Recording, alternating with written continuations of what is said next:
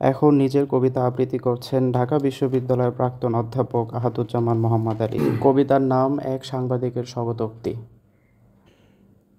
100রও বেশি স্প্লিন্টার এখনো গাঁথা শরীরে আমার। দুঃস্বপ্নের সেই দিন ফিরে আসে মাঝ রাতে, খুন হয়ে যায় ঘুম।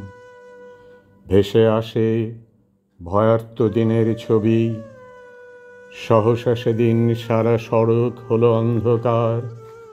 গভীর ঘুমে আচ্ছন্ন দিনের আলো বধির হলো আমার শ্রুতি। কারো কণ্ঠ কান্না কিছুই শুনতে পাচ্ছি না। সহস্র কণ্ঠের আর্তনাদ যেন বোবা নিস্তব্ধতায় ডুবে গেছে। অতি প্রাকৃত দৃশ্যাবলী হলো দৃশ্যমান। কফিনে আবৃত আমার দেহ, দহলিজে বিলাপরত মা।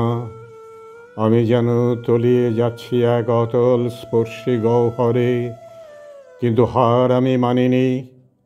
ত্রাস হয়েছে নত, সর্বাঙ্গে ব্যর্থ স্প্লিন্টারের অহংকার।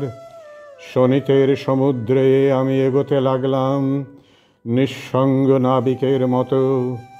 আমাকে দূরবর্তী বন্দরে পৌঁছাতেই হবে।